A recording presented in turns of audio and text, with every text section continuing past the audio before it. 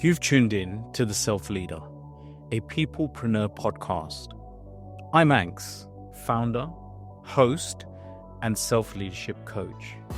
Get ready to forge your path forward. What awaits is an extraordinary existence, all of which is possible through your personal leadership. What if you were the reason for the change? Imagine the legacy you leave behind. The world needs you more than ever.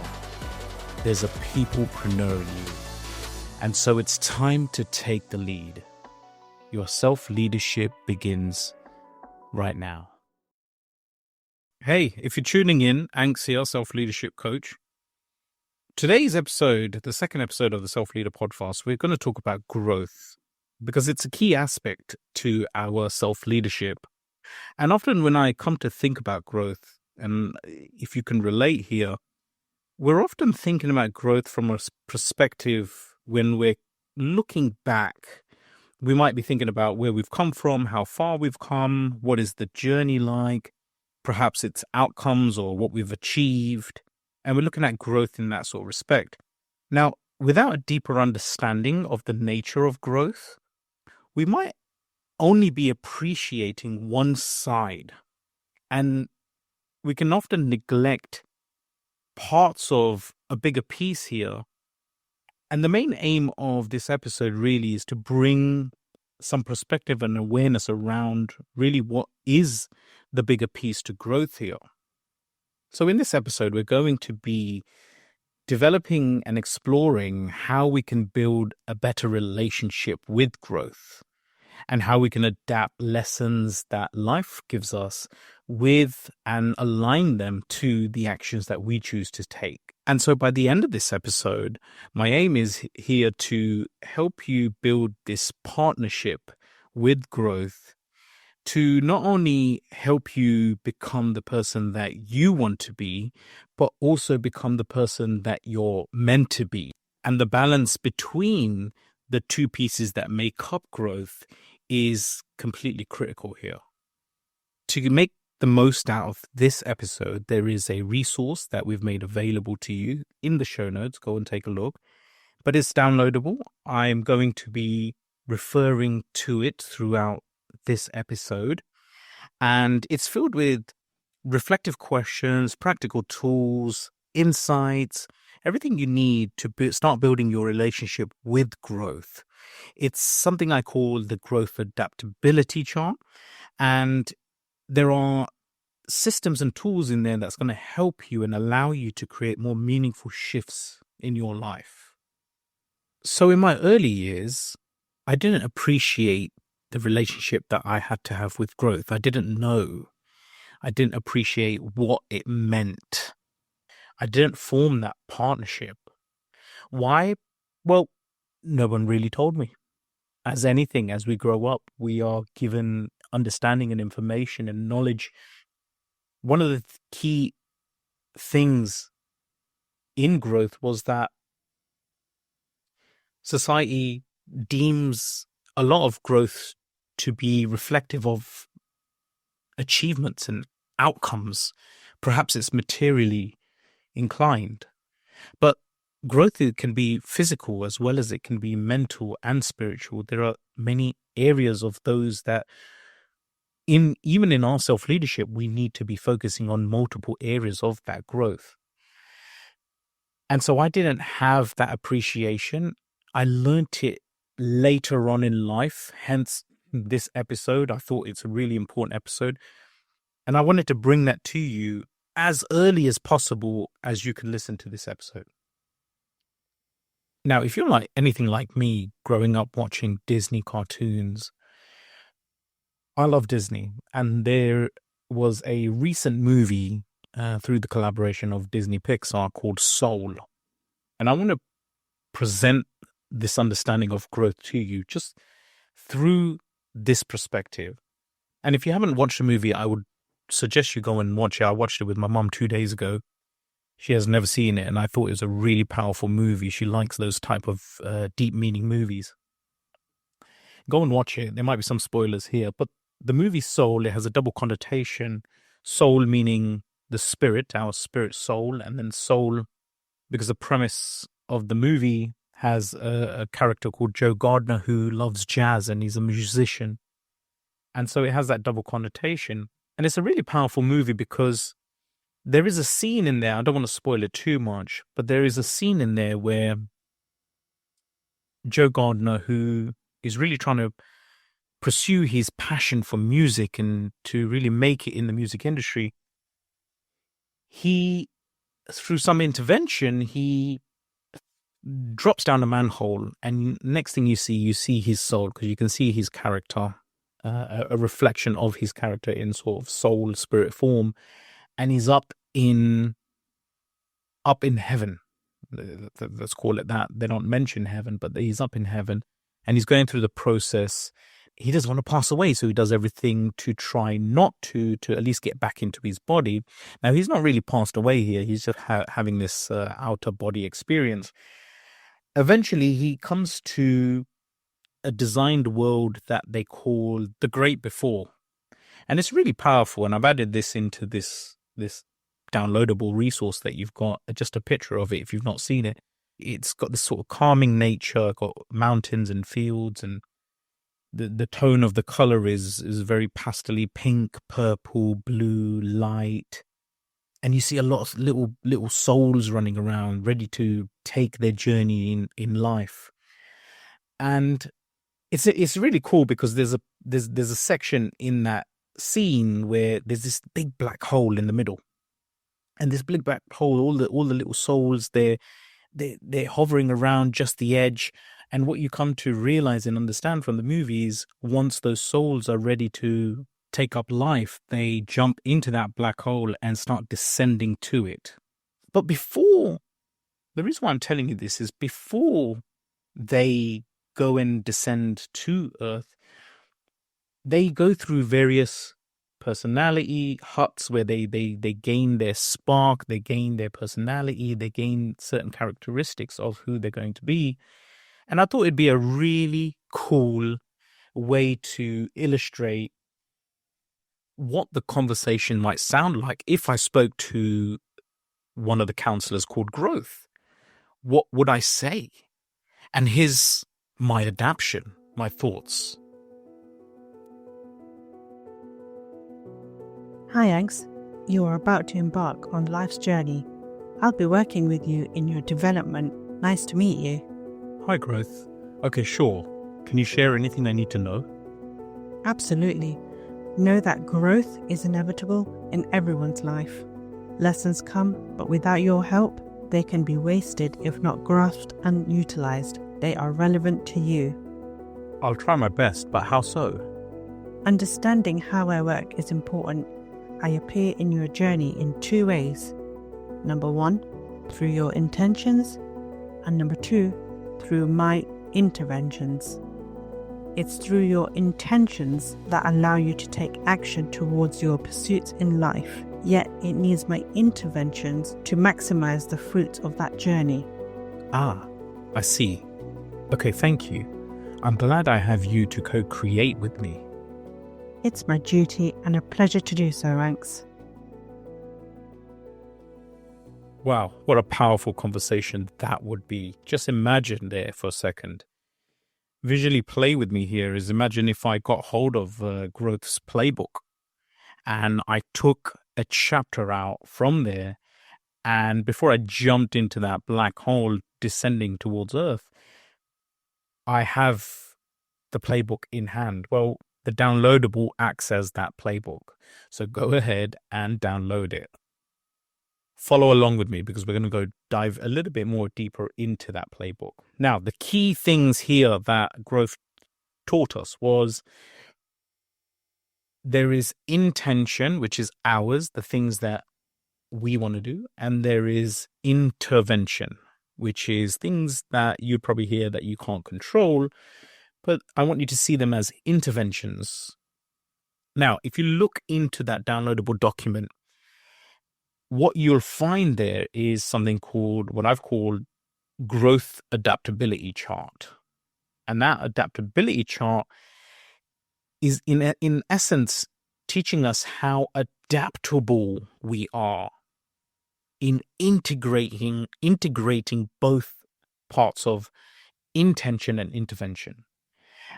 And so what is intention and intervention? Well, the key thing here is growth comes in two forms.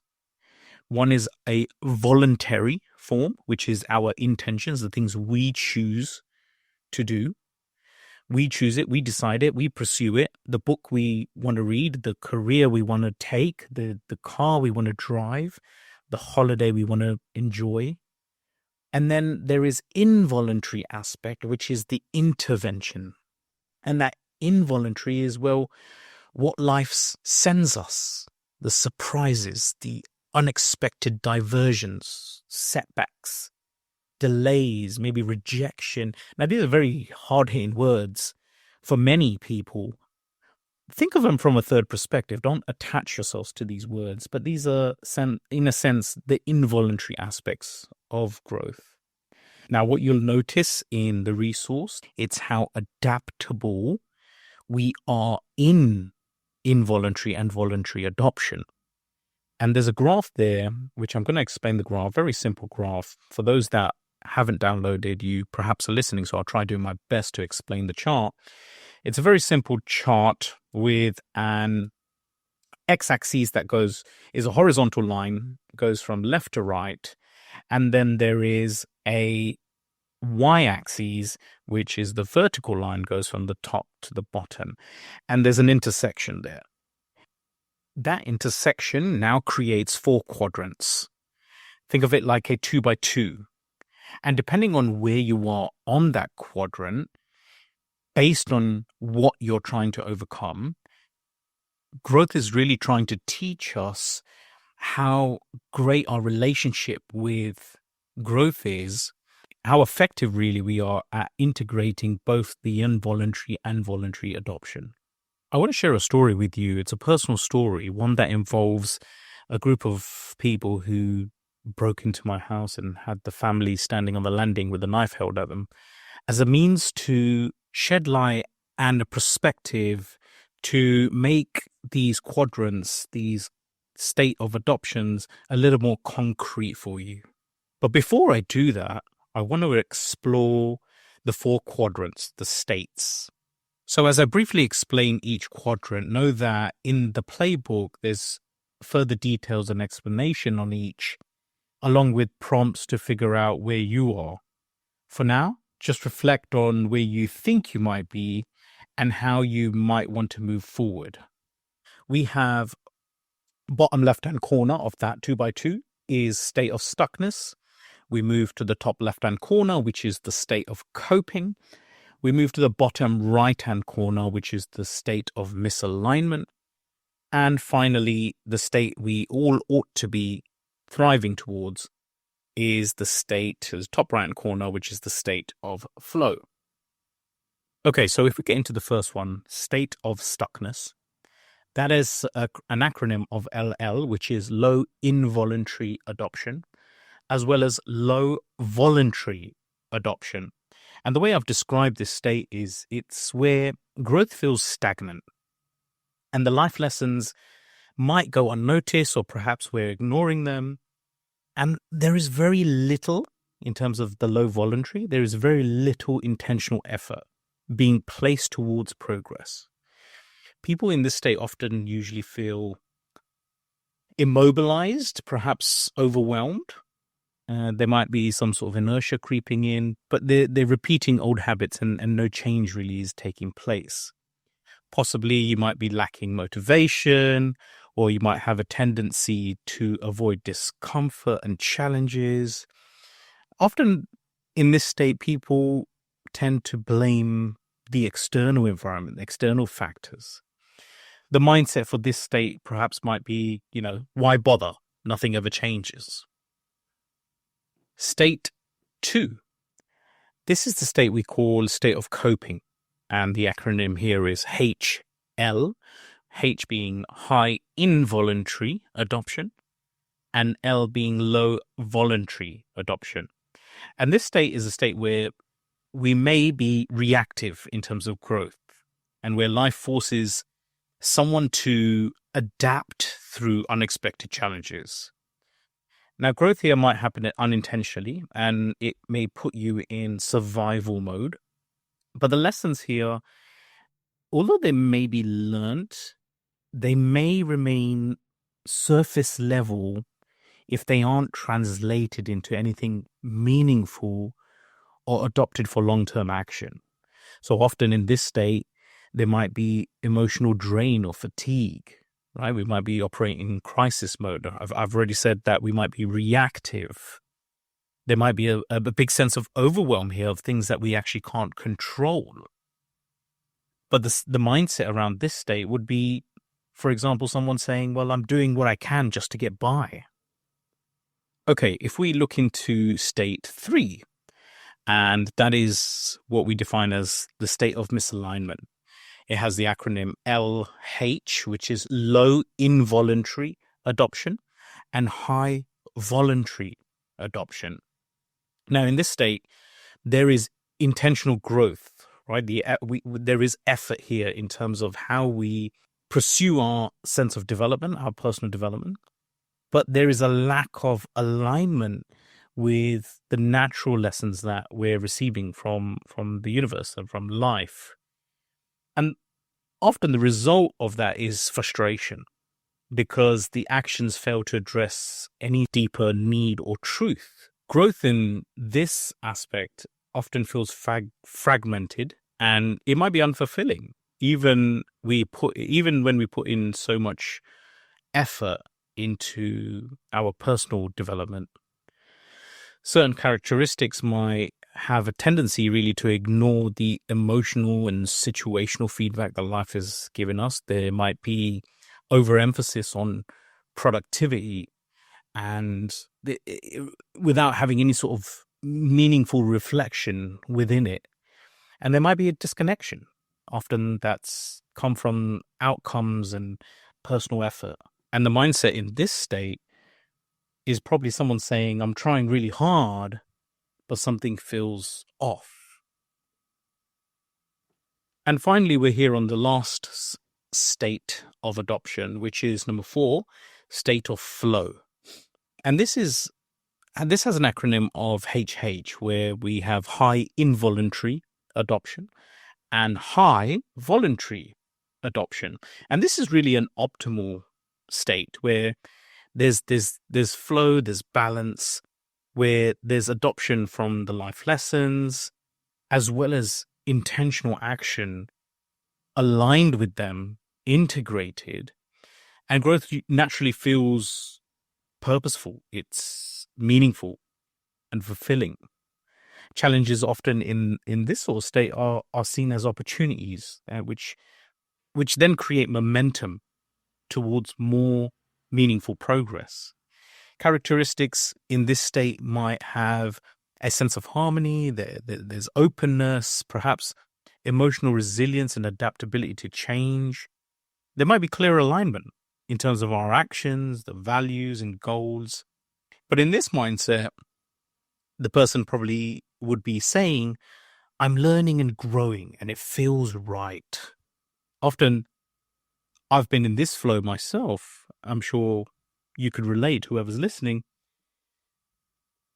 There isn't something here that nobody's ever felt before. I'm sure, like myself, we've been in one of these states more than once, and we've never really stayed in one state. Like, what I'm not suggesting here is that the optimal state, which is a state of flow, which is the 4th one, that we always remain there. It's perhaps impossible for us to do so because it depends on the challenge and that come our way.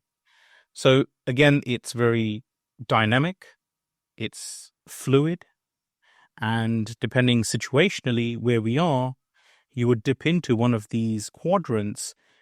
But the main thing here is, how do we get ourselves back heading in the right direction, making continual progress? So if you're following along with the downloadable resource, then you'll find that there's additional information, tools, examples, and how you can best utilize this through reflective questioning yourself. It's something for you to explore and go into. And so to help illustrate the concept of involuntary and voluntary growth, especially in terms of this quadrant and how I'm using it today, I want to share that deep personal story with you because it's an event that challenged the mindset of our family. It tested our resiliency, and ultimately it reinforced the lessons of growth in ways we couldn't have predicted. This story started September 10th, 2020. And I'm not the kind of person that usually spends my time going out, but 3 men broke in, and this was 11 o'clock in the evening, and they broke in with a large slab, ran upstairs, took everyone's mobile devices so we couldn't ring out, and they had everyone on the landing with my 2-year-old held at knife point. Now, where was I? I actually was out. For the one chance in a blue moon, a friend asked me to come and join him for a drink. I went out. I was reluctant. I remember I was telling my wife that, I don't really feel like going out. And she said, you should go. You hardly go out. And so on that day, I went out. And you can imagine the feeling I got when I got the call. I want to explain to you that we were given 2 signals prior to this event. There was 2 occasions. And the first occasion was first my mother and father, who had gone out and forgot the keys. When they came back, they had locked themselves out. And so my dad, who found something close as possible to metal, something hard, wedged it into the door, and he managed to get in within about 5 minutes. That was the first occasion. It was the first signal, if you will. And then from that point, it was on our maintenance list. We knew the door needed to be fixed, budged it, fixed it in place just to replace what my dad had done. But that was on the priority list. The second time it happened was when my mum and my wife went out shopping. They came home and they'd also forgotten the keys. They broke in again. And so you can imagine the state of the door. It's on our to-do list. But if you can relate that there is always something more important to do. Often we are prioritizing things that don't necessarily have urgency or importance to it, but we make it so. Sure enough, that day came, September the 10th, we were robbed. And it happened so quick. And when I got that call, you can imagine the shock in the moment. As much as a shock it was the state that my family would have been in that was really at the top of my mind. In the end of all of this, we actually benefited. And we benefited more from having the experience than not having the experience. Does that mean I'm saying, well, we should embrace every experience with open arms, especially experiences like this, which are really harsh?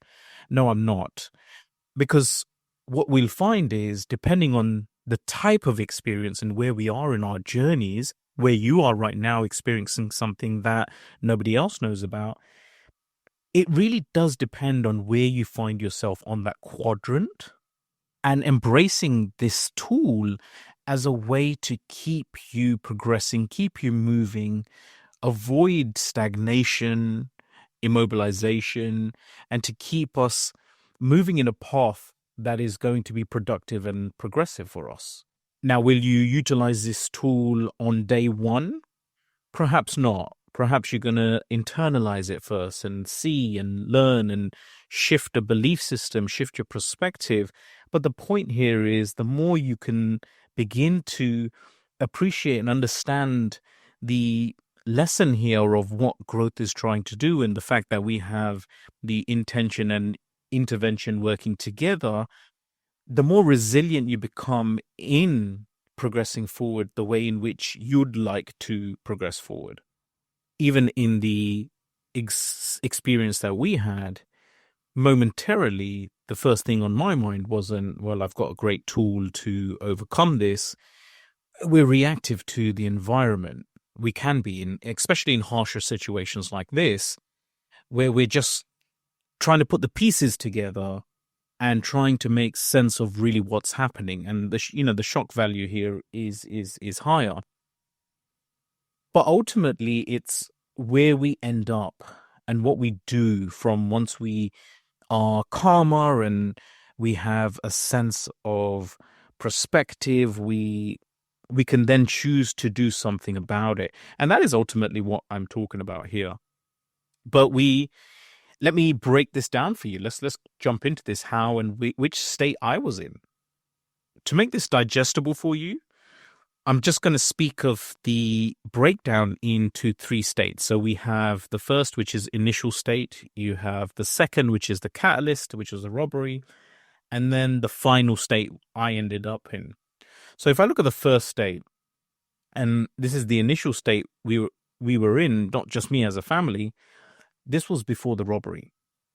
We were in a state of misalignment, which is the third box, the bottom right-hand corner, which was represented by LH, which was a low involuntary adoption, but a high voluntary adoption. And that is because we had voluntary awareness.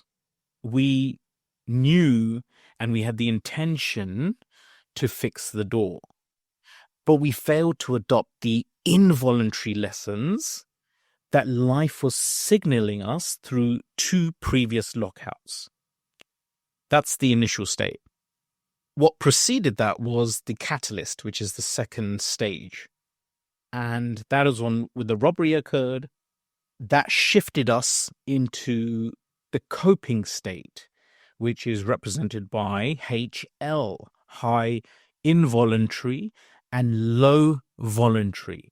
That on the quadrant you'll find on number 2 box, which is the top left-hand corner. And it's here that we are reactive, perhaps in survival mode, because we're making sure that everyone is safe and unhurt. We're thinking about what just happened.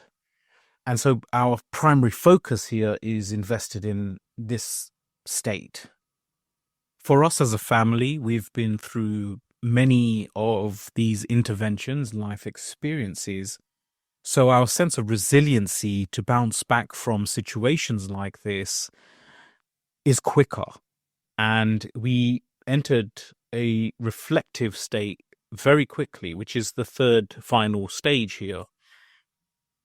And in that reflecting stage, we took action. That was a process of, filing all the paperwork with the police. In fact, the point that we benefited is we got a new door. We got all the money back that we lost, plus more. And in this state of flow now that we're in, which is represented with HH, which is a high involuntary and high voluntary, both the intention and intervention are aligned here. Because this allowed us now to recover and grow quicker from the event. We recovered all the funds that were lost. We installed new cameras. We become more aware and agile. We're listening more to what the interventions are saying. Our signaling, our awareness of the signals are higher. And we just bounce back and move quicker. We let things pass and we keep focusing on what we can do right now and the control we have. Now, anyone would agree we'd do anything to avoid any kind of robbery, any sort of pain. But what's the profound truth here? The truth is that life is happening for us, not to us. The favor is always in our court. Now, think of the alternative to this. If we were the type of family or type of individuals that had a real poor mindset, we wouldn't be in flow. We wouldn't end up there. Even though we knew that the door needed to be fixed, after the event, we still got back into flow But what if we had a poor mindset? We'd actually slip back down to a state of stuckness, which is where victim mentality resides. We'd have this why us mentality, or this always is happening to me. We might have had emotional paralysis, right? We have this overwhelming feeling, which can lead to sort of inaction and immobilization. I could spend the next 3-4 days, maybe a week, for some a month maybe, where we're draining our mental energy and we're lacking in progress. It's hard to tell where you'd end up depending on which circumstance or challenge or where you are on your journey, where you would end up in this quadrant. But one thing we do know for sure is we know where we're headed, and we need to be headed towards the flow state where we have high involuntary adoption. We are taking the lessons that life has given us, we're reflecting on them, incorporating them, and we have high voluntary adoption, which means we are taking action from it. We are changing, shifting, adapting, integrating. So if you have been following along here with the resource, I'd encourage you to really look at this powerful tool, and you can look at it from top level if you have to. So for example, let's take health as an example. If you're trying to lose weight, not only from the top level, but down to the detail, circumstantially. So top level, for example, might be, well, let's take an example. If you're trying to lose weight, let's say we're trying to work on our health, and you can look at this quadrants and try to find out really where am I lacking in the growth? Ultimately questioning, do I have higher or lower involuntary adoption? And do I have higher or lower voluntary adoption? Because ultimately the optimal state is where you have high involuntary and high voluntary. So for example, you may have a family history of diabetes, for example, where you have experiences that are signaled interventions that stop you from eating sugary things, or consistent reminders. These are involuntary lessons. And you might not be doing anything about it. You might be still eating a load of sweets and junk food. And so trying to merge the intention and intervention together for you to really be effective in how you progress and move forward. The key thing here is getting our mind around these two forms, involuntary and voluntary, and using a tool like this for pre-action rather than post-reaction. It's a prevention, it's a pre-planning aspect to growth rather than being or finding yourself in a situation where you don't know what to do. The question is, can you remain in state flow? Can you be in a progressive state? Can you consistently be adaptable and effective? And now, it's great me saying these things, but the real power that you have comes from self-questioning. Do you want to remain stuck? Ask yourself. Do you want to remain in a reactive, or would you prefer to be proactive? Perhaps you are someone who likes for things to settle down before you make a move. Could we change that? Or perhaps, well, everything's going right now, so, we'll wait until it doesn't. So as you're listening to this episode and you're looking at the resource, I want you to start thinking about where you are on your growth relationship and this partnership, looking at the growth adaptability chart to perhaps do a self-assessment yourself. And so I'm just going to quickly break it down for you how you can go about beginning that. Firstly, choose an experience. What are you going through right now? Is there something specific? Is there a challenge? Perhaps there's a goal or a certain situation, whether it's personal, professional, relational. And so what we're going to do here is we're going to take involuntary and voluntary separately, do a reflective set of questioning to find out where we are in terms of identifying whether it's high or low engagement. So if we start with involuntary, you might have a certain set of questions which might sound something like, am I resisting or ignoring any of these challenges? And you're thinking about this specific experience. Have I taken the time to reflect on what this experience is teaching me? Or you might be saying, am I letting my emotions like fear, anger, or frustration block me from learning? And ultimately, what we want to do is identify in this involuntary section whether we have a low or high engagement.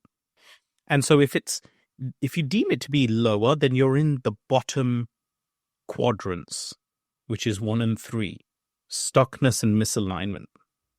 And if you find that you identify yourself as someone who is a higher engagement, then you would find yourself on the chart in the upper quadrants, the 2 upper quadrants, which is number 2 and number 4, coping or flowing. Now you'd explore, that's the involuntary side, you'll explore the voluntary side in the very same way. So you'd ask questions like, well, am I actively working to improve or resolve this experience? You might say, am I consistent in taking the steps forward, or am I procrastinating or avoiding? Perhaps you might say something like, have I set aside goals or plans related to this situation? Again, we are trying to identify low and high action. And if you identify that you're generally in a lower action adoption, then you can plot yourself on the left-hand 2 boxes, 1 and 2, stuckness and coping. Alternatively, if you find yourself on a higher action, you'd find yourself on the right-hand side of the quadrants, which is 3 and 4, which is misalignment and flow. Now, there's further details in this resource with other various tools and practices that you could use in order to get you from that state to a more progressive, higher state, ultimately for you to be a lot more effective in your life and where you're going, how you decide, what actions you take, how you adopt the lessons that you cannot control. Hey, listen, if you've kicked it with me this far, then I appreciate you.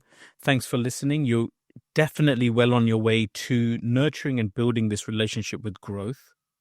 I want to leave you with 3 quick takeaways. First of all, if you haven't caught it already, growth has 2 forms, a voluntary and involuntary. And friends, you need both. Number 2, challenges don't automatically lead to growth because you, my friend, have to do something about it. We have to be in flow state and merge intention with intervention. Take some time today to reflect on where you are with your relationship with growth. And if this episode resonated with you, then I'd love to hear your insights. Until next time, let's flow. Thanks for listening. You've tuned in to the Self Leader Podcast. Follow us, rate and review our episodes because together we can build a more connected and fulfilled world. Anks here. Until we meet again, self-lead or inevitably be misled.